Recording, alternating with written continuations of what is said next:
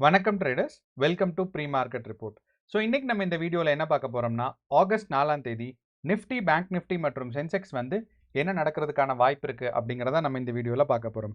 And இந்த analysis நம்ம எப்படி பண்ணுவோம்னு பார்த்தீங்கன்னா, ஃபர்ஸ்ட் வந்து நம்ம கிஃப்ட் நிஃப்டி டேட்டாவை அனலைஸ் பண்ணுவோம். அப்போ இந்த கிஃப்ட் நிஃப்டி டேட்டா ஏன் நம்ம அனலைஸ் பண்ணணும் அப்படின்னா, கிஃப்ட் நிஃப்டி வந்து காலையில் 6:30 நமக்கு தொடங்கிடும். அப்போ காலையில் 6:30க்கு நமக்கு தொடங்குறனால கிஃப்ட் நிஃப்டி டேட்டாவை பார்த்தோம்னா நமக்கு என்ன ஒரு அண்டர்ஸ்டாண்டிங் இருக்கும்னா, மார்க்கெட்டில் பையிங் ப்ரெஷர் இருக்கா இல்லை செல்லிங் ப்ரெஷர் இருக்கா அப்படிங்கிறத நம்ம கிளியராக அண்டர்ஸ்டாண்ட் பண்ணிக்கலாம். அதுக்காக தான் நம்ம கிஃப்ட் நிஃப்டியை பார்க்குறோம்.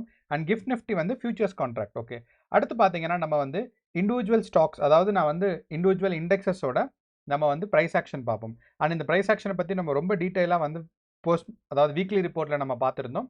ஸோ அப்படிங்கிறனால இன்னைக்கு காலையில் வந்து டீட்டெயிலாக இருக்காது, பட் தேவைப்பட்ட அனாலிசிஸ் நம்ம பண்ணுவோம்.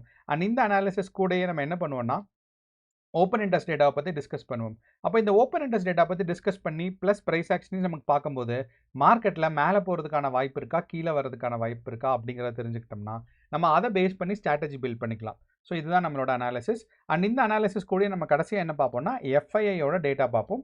ஸோ அப்படிங்கிறனால நமக்கு வந்து ஒரு கிளியர் அண்டர்ஸ்டாண்டிங் கிடைக்கும், பையிங் அண்ட் செல்லிங் ப்ரொசஸ்லாம் எப்படி இருக்குங்கிறது. ஓகே, இப்போ வாங்க இப்போ நம்ம வீடியோக்குள்ளே போகலாம். ஸோ ஃபஸ்ட்டு நம்ம சொன்ன மாதிரி ஃபஸ்ட்டு நம்ம என்ன பார்ப்போம்னா, கிஃப்ட் நிஃப்டி டேட்டா. அப்போ இந்த கிஃப்ட் நிஃப்டி டேட்டா நமக்கு முக்கியமாக கவனிக்க வேண்டியது என்னென்னா, இன்னைக்கு அதாவது நேற்று நமக்கு மார்க்கெட், நேற்றுன்னு சொல்லும்போது ஃப்ரைடே மார்க்கெட் க்ளோஸ் ஆகும்போது ஆல்மோஸ்ட் நமக்கு 3:30க்கு இந்த இடத்துல இருந்துச்சு. அதாவது 24,600 அப்படிங்கிற ரேஞ்சில் இருந்துச்சு. ஆனால் இப்போ இருக்கிற பொசிஷன் பார்த்தீங்கன்னா ஆல்மோஸ்ட் 24,680 பக்கம், ஒரு 30 பாயிண்ட் மேலே இருக்கு. அப்போ இந்த 30 பாயிண்ட் மேலேங்கிறது ஏற்கனவே நமக்கு ஒரு பாசிட்டிவான ஒரு இன்ட்ரெஸ்ட் இருக்கு அப்படிங்கிறத நமக்கு காமிக்கலாம். ஒன்று. 2ஆம் தேதி நமக்கு போன வெள்ளிக்கிழமைன்னு பார்த்தீங்கன்னா ஆகஸ்ட் 1னா நமக்கு வந்து புது ஃபியூச்சர்ஸ் கான்ட்ராக்ட் ஓப்பன் ஆகும். ஸோ அந்த ஒரு காரணத்தினால கூட நமக்கு வந்து இன்ட்ரெஸ்ட் லோவாக இருக்கலாம். பட் வால்யூம் போக போக பார்த்தீங்கன்னா மார்க்கெட்டில் வால்யூம் இன்க்ரீஸ் ஆகும். ஸோ ப்ரைஸ் மேலே போகிறதுக்கு இருக்குது. பட் இப்போ இருக்கிற நம்ம ப்ரைஸ் வச்சு பார்க்கும்போது மார்க்கெட் போன தடவை க்ளோஸ் ஆனதை விட இப்போ இருக்கிற ப்ரைஸ் வந்து ஆல்மோஸ்ட் லைக் நமக்கு 50-30 பாயிண்ட்ஸ் மேலே இருக்குது. அப்படிங்கிறனால இன்னைக்கு நமக்கு பாசிட்டிவான மார்க்கெட்ஸ் இருக்கிறதுக்கான வாய்ப்புகள் இருக்குது. ஒன்று. 2வது, நம்ம இதை கொஞ்சம் 3 மினிட்ஸ் டைம் ஃப்ரேமில் வச்சோம் அப்படின்னு பார்த்தீங்கன்னா நமக்கு என்ன தெரியும்னா, காலையில் நமக்கு 6:30க்கு ஓப்பன் ஆகும்போது, இதுதான் நமக்கு 6:30 கேண்டில். 6:30க்கு ஓப்பன் ஆகும்போது ஸ்ட்ராங்கான க்ரீன் கேண்டில் தான் இருந்திருக்கு. அப்படியே மேலே போயிட்டு ஒரு 7 o'clock ½ அன் ஹவர் மேலே போயிட்டு திருப்பி இப்போ ஒரு ½ அன் ஹவர் பார்த்தீங்கன்னா மார்க்கெட் வந்து டவுன் சைடில் போயிட்டுருக்கு. அப்போது முக்கியமான நமக்கு ஒரு ரெசிஸ்டன்ஸ் அப்படின்னு பார்க்கும்போது இந்த 24,700 நம்ம வச்சுக்கலாம். ஸோ ஒரு 6 பாயிண்ட் கீழே இருக்குது. இந்த 24,700ங்கிற ரேஞ்சை வந்து நிஃப்டி தாண்டுமானால், கிஃப்ட் நிஃப்டி வந்து 24,700 ரேஞ்சை தாண்டுமானால் நமக்கு வந்து மார்க்கெட் பாசிட்டிவாக இருக்குங்கிறது ஒரு நம்பிக்கை இருக்கும்.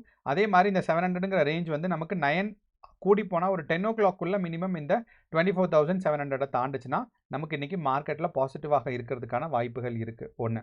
2வது, நமக்கு முன்னாடியே சொன்ன மாதிரி அதாவது நமக்கு வெள்ளிக்கிழமை க்ளோஸ் ஆன ரேஞ்சிலேருந்து இப்போ பார்க்கும்போது மார்க்கெட் பாசிட்டிவாக இருக்கிறனால இன்னைக்கு நிஃப்டி ஓப்பன் ஆகும்போது பாசிட்டிவாக ஓப்பன் ஆகிறதுக்கான வாய்ப்புகள் ரொம்பவே அதிகமாக இருக்குது. ஓகே, அப்போ நம்ம கிஃப்ட் நிஃப்டி வச்சு பார்க்கும்போது நம்ம என்ன பார்த்தோம், மார்க்கெட் பாசிட்டிவாக போகிறதுக்கான வாய்ப்பு இருக்குது அப்படிங்கிறத நம்ம அண்டர்ஸ்டாண்ட் பண்ணிட்டோம். ஒன்று. அடுத்து இப்போ நம்ம இந்த டைம் ஃப்ரேம் பார்க்கும்போது நமக்கு ஒரு 15 மினிட்ஸ் டைம் ஃப்ரேமில் போன வாரம் ஃபுல்லாக என்ன நடந்துச்சுன்னு பார்த்தோம் அப்படின்னா 28ஆம் தேதியிலேருந்து 4ஆம் தேதி வரைக்கும், ஜூலை 28ஆம் தேதியிலேருந்து ஆகஸ்ட் 1ஆம் தேதி வரைக்கும் என்ன நடந்துச்சுன்னு பார்த்தோன்னா மார்க்கெட் வந்து பியூராக ஒரு சைட்வேஸ் நடந்திருக்கு. அப்போது நம்ம ப்ரைஸ் ஆக்ஷனில் ஏற்கனவே டிஸ்கஸ் பண்ணியிருந்தோம். மார்க்கெட் மேலே போயிட்டு நமக்கு வந்து ஜூலை லாஸ்ட் வீக் பார்த்தீங்கன்னா கீழே வந்துருச்சு. அப்போது கடைசியாக இந்த லாஸ்ட் வீக்கில் நமக்கு வந்து கன்சாலிடேஷன் ஃபேஸ் தான் இருக்குது. அப்போது இந்த கன்சாலிடேஷன் ஃபேஸ்க்கு அப்புறம் கண்டிப்பாக ஒரு பிரேக் அவுட் இருக்கும். அண்ட் இந்த பிரேக் அவுட்க்கு முக்கியமான ரெசிஸ்டன்ஸ் அண்ட் சப்போர்ட் எதுன்னு பார்த்தோம்னா, நம்ம வந்து மந்த்லி அண்ட் வீக்லி கேண்டில் வச்சு நம்ம வந்து வீக்லி ரிப்போர்ட்டில் டிஸ்கஸ் பண்ணியிருந்தோம். என்ன அப்படின்னு பார்த்தீங்கன்னா, அதாவது நமக்கு சென்செக்ஸை பொறுத்தளவு 81,300 தான் நமக்கு இன்னையோட மார்க்கெட்டில் ஃபஸ்ட்டு ரெசிஸ்டன்ஸாக இருக்கும். அதுக்கப்புறம் தான் பார்த்தீங்கன்னா 81,700. அப்போது மார்க்கெட் இன்னைக்கு பாசிட்டிவாக போகணும்னு சொன்னால் ஃபஸ்ட்டே வந்து பார்த்தீங்கன்னா இந்த 80,500க்கு மேலே தான் கேண்டில் வரணும். அண்ட் இங்கேருந்து மார்க்கெட் சைட்வேஸ் போகாமல் மேலே போகணும்னா நமக்கு வந்து 81,300 தாண்டணும். அப்போது இன்னைக்கு நமக்கு க்ரீன் கேண்டில் வரணும். ஒன்று. வந்ததுக்கப்புறம் 81,300 தாண்டுச்சுன்னா தான் நமக்கு பியூரான ஒரு புல்லிஷ் மூமெண்ட்னு அர்த்தம். அப்படி இல்லைன்னா இங்கேருந்து மார்க்கெட் ரிவர்ஸ் ஆகிறதுக்கான சான்சஸ் ரொம்பவே அதிகமாக இருக்குது. ஓகே, இன்கேஸ் மார்க்கெட் வந்து ஒரு டவுன் சைட் போகுதுன்னு வச்சுக்கலாம். அப்படின்னா நமக்கு எப்படி தெரியும்னா, மார்க்கெட் க்ரீன் கேண்டில் ஓப்பனே ஆனாலுமே இந்த 81,300க்கு முன்னாடியே பார்த்தீங்கன்னா மார்க்கெட் வந்து ரிவர்ஸ் ஆயிரும். அப்போ இந்த ரிவர்ஸ் ஆகிறத நீங்கள் ஈஸியாக கண்டுபிடிக்கிறதுக்கு என்னென்னா India VIX data. So India VIX வந்து க்ரோ ஆகுது அப்படின்னா நம்மளோட மார்க்கெட் கீழே, அதாவது நம்மளோட மார்க்கெட்னா நிஃப்டி, பேங்க் நிஃப்டி அண்ட் சென்செக்ஸோட இண்டெக்ஸஸ் வந்து கீழே டவுன்ஃபால் ஆகிறதுக்கான வாய்ப்புகள் அதிகமாக இருக்குது. ஸோ பெரும்பாலும் ஒருபோதும் வந்து இந்தியா விக்ஸும் நம்மளோட Nifty, bank Nifty and Sensex இண்டெக்ஸஸும் பார்த்தீங்கன்னா மார்க்கெட் வந்து பாசிட்டிவாக இருக்காது. ஸோ அப்படிங்கிறனால ரெண்டோட டைரக்ஷனும் ஆப்போசிட்டாக இருக்கும். ஸோ அப்போ நீங்கள் இதை வச்சு கன்ஃபார்ம் பண்ணிக்கலாம் நம்மளோட சென்செக்ஸோட டைரக்ஷனையும் நிஃப்டியோட டைரக்ஷனையும். அப்போது இன்றைக்கி வந்து பாசிட்டிவாக இருந்து ஒரு ரெசிஸ்டன்ஸ்னு பார்த்தீங்கன்னா 81,300, மார்க்கெட் டவுன்ஃபால் ஆகிறதுக்கு ஒரு முக்கியமான சப்போர்ட் வந்து 80,500. ஸோ இதுதான் நமக்கு இன்ட்ராடேக்கு, அதாவது இன்றைக்கி இருக்கிற முக்கியமான சப்போர்ட் அண்ட் ரெசிஸ்டன்ஸ். இதே இது நம்ம வந்து ஓப்பன் இன்ட்ரெஸ்ட் டேட்டாவை பற்றி நமக்கு பார்த்தோம் அப்படின்னா, ஓப்பன் இன்ட்ரெஸ்ட் டேட்டாவில் நமக்கு சென்செக்ஸ் பார்க்கும்போது கால் ஆப்ஷன்ஸ் அண்ட் புட் ஆப்ஷன்ஸை கன்சிடர் பண்ணும்போது கால் ஆப்ஷன்ஸில் க்ரோத் நமக்கு ரொம்ப ஸ்ட்ராங்காக இருக்குது. அப்போ இந்த கால் ஆப்ஷன்ஸோட க்ரோத் ஸ்ட்ராங்காக இருக்கிறனால, ஆனால் இந்த பிசிஆர் ரேஷியோ பார்த்தீங்கன்னா 0.64 இருக்குது. இந்த 0.64 ஒரு டவுட் கொடுக்குது தான். என்ன அப்படின்னா 0.64 is close to like overbought calls, அதாவது call option out of the மணியில் வாங்கும்போது ப்ரைஸ் கம்மியாக இருக்கும். அந்த ஒரு காரணத்தினால அதிகமாக கால் ஆப்ஷன்ஸ் வாங்கியிருந்திருப்பாங்க, சீப்பாக ப்ரீமியம் கிடைக்குதுன்னு சொல்லி. ஸோ அதனால் இந்த பிசிஆர் ரேஷியோ 0.6 பக்கம் போச்சுன்னா யூஸ்வலாக என்ன சொல்லுவாங்கன்னா ஓவர் பாட் கால்ஸ்னு. அதே இது வந்து இப்போ நான் அட் த மணிலேருந்து ஸ்ட்ரைக் ப்ரைஸ் பார்த்தீங்கன்னா ஒரு 10 தான் வைக்கிறேன். அப்போ இந்த 10 வைக்கும்போது நமக்கு வந்து 0.7 இருக்குது. அப்போது ஸ்ட்ரைக் ப்ரைஸ் நமக்கு எது வரைக்கும் ரீச் ஆகிறதுக்கான வாய்ப்பு இருக்குன்னு பார்த்தீங்கன்னா 81,000. அப்போ இந்த 81,000ல் நமக்கு ஸ்ட்ராங்கான ஒரு ரெசிஸ்டன்ஸ் பில்ட் ஆகிருக்கு. இதை தான் நம்ம வந்து பார்த்தோன்னு பார்த்தீங்கன்னா நம்மளோட ப்ரைஸ் ஆக்ஷன்லேயே சொன்னோம். ஆனால் ப்ரைஸ் ஆக்ஷனில் நமக்கு என்ன சொன்னோன்னு பார்த்தீங்கன்னா 81,300 சொன்னோம். ஆனால் மார்க்கெட்டில் ஒரு 81,000லேயே பார்த்தீங்கன்னா ஒரு ஸ்ட்ராங்கான ரெசிஸ்டன்ஸ் இந்த கால் ஆப்ஷன்ஸ் க்ரோத்தை வச்சு நம்மளால் தெரிஞ்சுக்க முடியுது. அப்படிங்கிறனால நமக்கு வந்து மார்க்கெட் இன்றைக்கி பாசிட்டிவாக மினிமம் 81,000 வரைக்கும் போகிறதுக்கான வாய்ப்புகள் ரொம்பவே அதிகமாக இருக்குது. ஸோ மார்க்கெட் பாசிட்டிவ் அண்ட் 81,000 வரைக்கும் க்ரோத்துக்கான சான்சஸ் இருக்குது அப்படிங்கிறத நமக்கு பார்க்குறோம். அண்ட் இந்த 81,000 பிரேக் பண்ணிருச்சு அப்படின்னா மார்க்கெட்டுக்கு இன்னும் கொஞ்சம் மேலே நல்லா பாசிட்டிவாக புல்லிஷ் மூமெண்ட்ஸாக இருக்கிறதுக்கு சான்சஸ் இருக்குது. அப்படி இல்லைன்னா 81,000லேருந்து மார்க்கெட் புல் பேக் இல்லைன்னா ட்ரெண்ட் ரிவர்ஸ் ஆகிறதுக்கும் சான்சஸ் இருக்குது சென்செக்ஸை பொறுத்தளவு.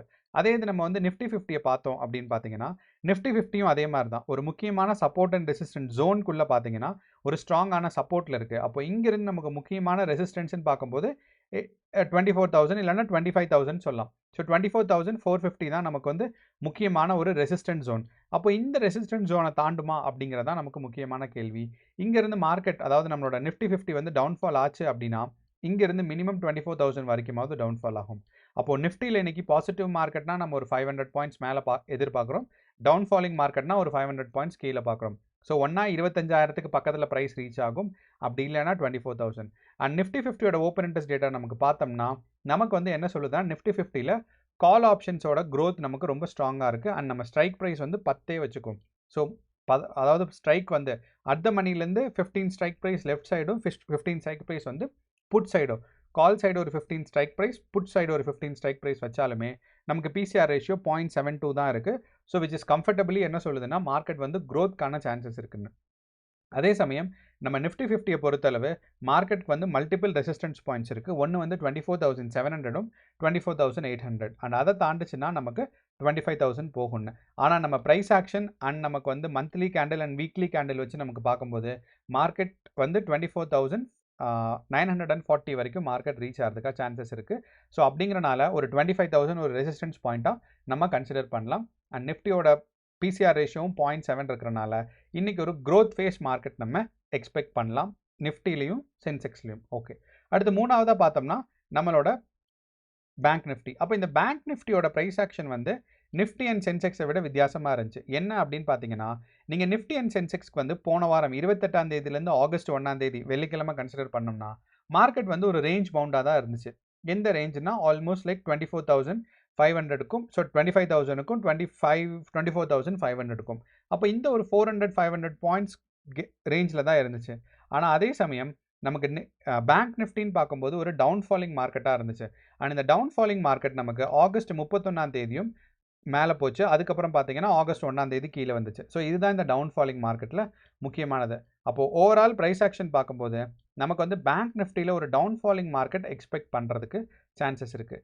ஆனாலுமே பார்த்தீங்கன்னா நமக்கு இந்த Nifty, bank Nifty and Sensex எல்லாமே ஒரு முக்கியமான ஒரு சப்போர்ட் ரேஞ்சில் தான் இருக்குதுன்னு நம்ம சொல்லலாம். அப்போ இந்த சப்போர்ட் ரேஞ்சிலேருந்து மார்க்கெட் மேலே புஷ் பண்ணுறதுக்கான சான்சஸ் இருக்குது. அண்ட் நம்மளோட பேங்க் நிஃப்டியோட ஆல் டைம் ஹையே பார்த்தீங்கன்னா 57,500 ரேஞ்சு. அப்போது இங்கேருந்து மார்க்கெட் மேலே 57,500 ரேஞ்ச் புஷ் ஆகிறதுக்கு கஷ்டம் தான். அப்போ நமக்கு ஃபஸ்ட்டு ரெசிஸ்டன்ஸ் பாயிண்ட்னு பார்த்தீங்கன்னா 56,200 இருக்கும்.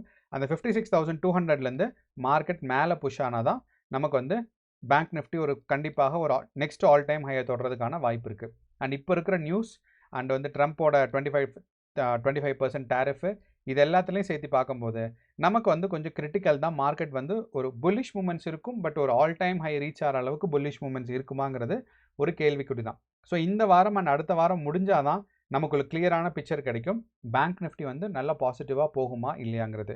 அண்ட் பேங்க் நிஃப்டியோட ஒரு ஓப்பன் இன்ட்ரெஸ்ட் டேட்டா நமக்கு பார்த்தோம் அப்படின்னு பார்த்தீங்கன்னா, பேங்க் நிஃப்டியோட ஒரு ஓப்பன் இன்ட்ரெஸ்ட் டேட்டாவில் நமக்கு வந்து ரொம்ப நாளாக சொல்லியிருந்தோம் என்னென்னா, பேங்க் நிஃப்டியோட ஓப்பன் இன்ட்ரெஸ்ட் டேட்டா நம்மளோட ஜெயின் ஸ்ட்ரீட்டோட ஸ்கேம் இது பண்ணதுக்கப்புறம் பார்த்தீங்கன்னா அவங்களோட ஓப்பன் இன்ட்ரெஸ்ட் டேட்டா வந்து ரொம்ப ஸ்ட்ராங்காக இல்லை.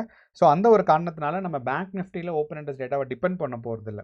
ஆனால் இப்போ இருக்கிற ப்ரைஸ் வச்சு நமக்கு பிசிஆர் ரேஷியோ வச்சு நமக்கு பார்த்தோம் அப்படின்னு பார்த்தீங்கன்னா நமக்கு வந்து மார்க்கெட் வந்து டவுன்ஃபாலிங் மார்க்கெட்டுக்கு தான் ஒரு அதிகமான சான்சஸ் இருக்குன்னு. ஸோ எது வரைக்கும் டவுன்ஃபால் ஆகலாம்னா ஒரு 55,000 வரைக்கும் டவுன்ஃபால் ஆகலாம். அண்ட் க்ரோத் வந்து 56,000 வரைக்கும் போகலாம்.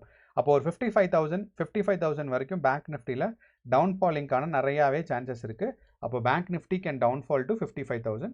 ஆனால் வேற நிஃப்டி அண்ட் சென்செக்ஸ் வந்து ஒரு க்ரோத் ஃபேஸில் இருக்கிற மாதிரி தான் நமக்கு இருக்குது. ஸோ என்னதான் இருந்தாலும் நமக்கு வந்து நம்மளோட கிஃப்ட் நிஃப்டி வந்து நமக்கு வந்து இந்த இடத்துலேருந்து திருப்பியும் ப்ரைஸ் டவுன் ஆயிடுச்சு அப்படின்னா நமக்கு டவுன்ஃபாலிங் மார்க்கெட்டுக்கான சான்சஸ் இருக்குது. இப்போதைய நிலைமையில் நமக்கு பார்க்கும்போது நம்மளோட கிஃப்ட் நிஃப்டி வந்து பாசிட்டிவாக தான் மூவ் ஆகிட்டு இருக்கு. ஸோ பார்த்தீங்கன்னா இங்கேருந்து ஆரம்பிச்சிச்சு 6:30க்கு.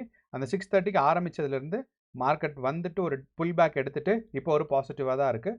ஸோ ஹோப்ஃபுல்லி நமக்கு வந்து 9 o'clock டிப் வராதுன்னு தான் எக்ஸ்பெக்ட் பண்ணுறோம். அப்படிங்கிறனால இன்றைக்கி வந்து மார்க்கெட் பாசிட்டிவாக ஓப்பன் ஆகிறதுக்கான சான்சஸ் ரொம்பவே நிறையா இருக்குது. ஸோ இதுதான் நம்மளோட ஒரு அனாலிசிஸ். அண்ட் எஃப்ஐயோட போன வெள்ளிக்கிழமை பார்த்தீங்கன்னா நமக்கு வந்து மார்க்கெட் வந்து ஒரு டவுன்ஃபாலிங் மார்க்கெட்டாக இருந்துச்சு. அண்ட் இதுக்கான காரணம் எஃப்ஐயோட பையிங் வந்து ரொம்ப ரொம்ப கம்மியாக இருந்துச்சு. எஃப்ஐயோட செல்லிங் அதிகமாக இருந்துச்சுன்னா இல்லை. ஏன்னா வியாழக்கிழமையை கன்சிடர் பண்ணும்போது எஃப்ஐயோட செல்லிங் வந்து நிஃப்டி கேஷ் மார்க்கெட்டில் கம்மியாக தான் இருந்துச்சு. ஆனால் என்னென்னா எஃப்ஐயோட பையிங் வந்து பயங்கரமாக டிராஸ்டிக்காக குறைஞ்சிருக்கு. ஸோ அப்படிங்கிறனால இன்றைக்கி நமக்கு ஆகஸ்ட் 4 எஃப்ஐயோட பையிங் வந்து இன்க்ரீஸ் ஆகிறதுக்கான சான்சஸ் நமக்கு இருக்குது. ஸோ பார்க்கலாம். ஏன்னா வந்து நமக்கு வந்து யூஎஸ்டி வர்சஸ் ஐஎன்ஆர் வந்து பார்த்தீங்கன்னா ரொம்ப ஹையாக இருக்குது. ஸோ யூஎஸ்டி வர்சஸ் ஐஎன்ஆர் ஹையாக இருக்கும்போது அவங்களுக்கு வந்து $1 இன்வெஸ்ட் பண்ணுறது இப்போ வந்து லாபம். ஸோ அப்படிங்கிறனால மார்க்கெட் வந்து கேஷ் இன்ஃப்ளோ பார்க்கலாம். ஆனால் இந்தியாவில் வந்து நமக்கு ட்ரம்ப் நிறையா ரூல்ஸ் எல்லாம் போட்டிருக்காரு. ப்ளஸ் நம்ம இந்த ட்ரேட் ரெஸ்ட்ரிக்ஷன்ஸ்லாம் இருக்கிறனால கொஞ்சம் கன்ஸ்டன்ஸ் இருக்கலாம். அண்ட் எல்லாத்துக்கும் தெரியும் இந்த ட்ரேட் ரெஸ்ட்ரிக்ஷன்ஸ் வந்து மெயினாக அஃபெக்ட் பண்ண போகிறது ஃபார்மா கம்பெனிஸ் மட்டும்தான். அதுலேயும் நமக்கு வந்து டாக்டர் ரெட்டிஸ்லாம் மல்டிநேஷ்னல் கம்பெனியாக மாறிட்டாங்க. அண்ட் ரெண்டாவது பார்த்தீங்கன்னா நம்மளோட நாட்கோ ஃபார்மா மட்டும்தான் அஃபெக்ட் ஆகிறதுக்கான வாய்ப்பு இருக்குது. ஸோ அப்படிங்கிறனால இன்றைக்கும் மார்க்கெட் பாசிட்டிவாக இருக்கலாம். கேர்ஃபுல்லாக ட்ரேட் பண்ணுங்கள். All the best. நன்றி, வணக்கம்.